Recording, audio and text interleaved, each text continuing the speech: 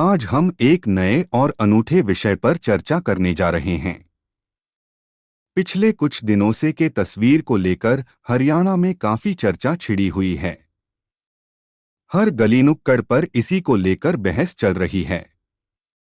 इस वाकये का मजमून यह है कि एक प्रतिष्ठित मैगजीन के कवर पेज पर अपने मुख्यमंत्री मनोहर लाल खट्टर के एक तस्वीर छपी है और सारा बवाल इसी तस्वीर को लेकर हो रहा है। खट्टर साहब की तस्वीर कुछ यूं है कि बहुत सारे लोगों की नज़र में उनकी वेशभूषा किसी की परछाई लग रही है। वे पगड़ी पहने हुए हैं और उनके हाथों में लठ है और वे धोती कुर्ता पहने हुए हैं।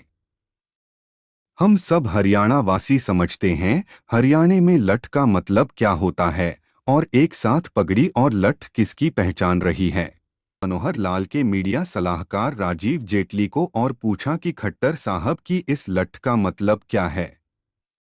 बकौल राजीव जेटली, खट्टर साहब का लठ दबंगई का नहीं बल्कि गरीबों, पिछड़ों, दलितों, महिलाओं और हर समाज में विकास की दौड़ से पीछे छूट गए लोगों की सुरक्षा और उनके हितों की रक्षा का प्रतीक है।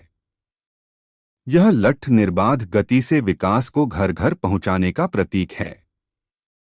राजीव जेटली कहते हैं कि मनोहर लाल के विकास रूपी लठ ने हरियाणा को केरोसिन मुक्त प्रदेश बनाया, देश में सबसे अधिक पढ़ा लिखा पंचायत वाला राज्य बनाया, ओडीएफ स्टेट बनाया, पंचायत में महिलाओं को 50% आरक्षण देने वाला राज्य बनाया, खेलों में सबसे अधिक अंतर्राष्ट्रीय पदक जीतने वाला प्रदेश बनाया और इंफ्रास्ट्रक्चर एवं उद्योगों में देश का एक अग्रणी राज्य बनाया।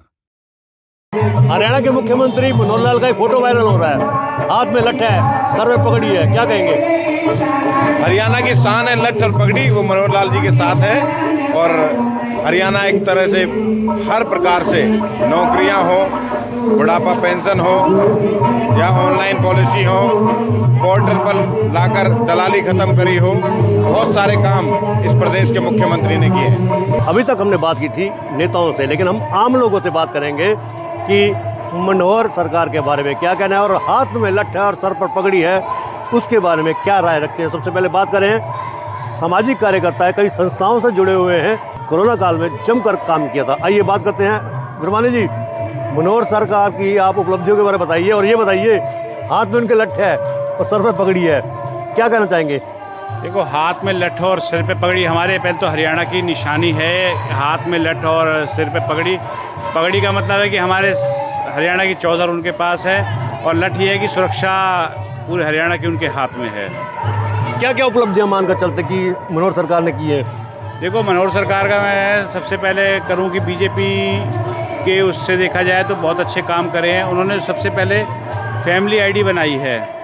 फैमिली आईडी से ये है कि घर बैठे लोगों की पेंशन आ रही है। सबसे बड़ी बात, जो हम पेंशन के लिए लोगों के लिए धक्के खाते थे कि भी 60 साल हो जाएगी, डॉक्यूमेंट्स पूरे करो, ये चीज़ करो, कितना पैसा इनकम प्रूफ, जो फैमिली आईडी बनाई है, सबसे बेनिफिट इससे ये हुआ है कि ऑटोमेटिक जो वो पेंशन विभाग वाले हैं वो लोगों के घर घर जाके पेंशन बना रहे हैं लोगों की, तो इससे बहुत बड़ा एक बेनिफिट है। और फिर सबसे बड़ी बात है, देखो, खट्टर सरकार ने 3000 रुपये पेंशन कर दी है। ये हमारे बुज़ुर्गों के लिए बड़ा एक सम्मान है। जो बुज़ुर्गों का खर्चा चलता है, जिसके एक हर महीने वो आस रखते हैं कि इस महीने 3000 आएंगे, वो छोटे मोटे जो खर्चे हैं उनके चल जाते हैं, किसी के ऊपर निर्भर नहीं है कि कोई देगा जब भी होगा। सरकार की तरफ से बहुत अच्छी उपलब्धि है इनके लिए। योजनाएं तो देखो बहुत सारी है। योजनाएं तो उन्होंने 675 योजनाएं ऑनलाइन कर रखी हैं, जिसकी वजह से लोगों को घर बैठे नौकरियाँ मिल रही हैं और घर बैठे ही सारी सुविधाएँ मिल रही हैं। अब आप देखिए कि राशन कार्ड भी ऑनलाइन हो गया है। जितनी सुविधाएं गिनवाई जाएं थोड़ी हैं इनकी, खट्टर सरकार की बहुत ज़्यादा चल रहा है। क्या नाम है आपका जी? दीपक नाम है जी मेरा। दीपक जी, क्या कहेंगे मनोहर सरकार के बारे में? मनोहर सरकार बहुत ही जनहित में कार्य कर रही है। काफ़ी योजनाएं चला रखी हैं जनहित में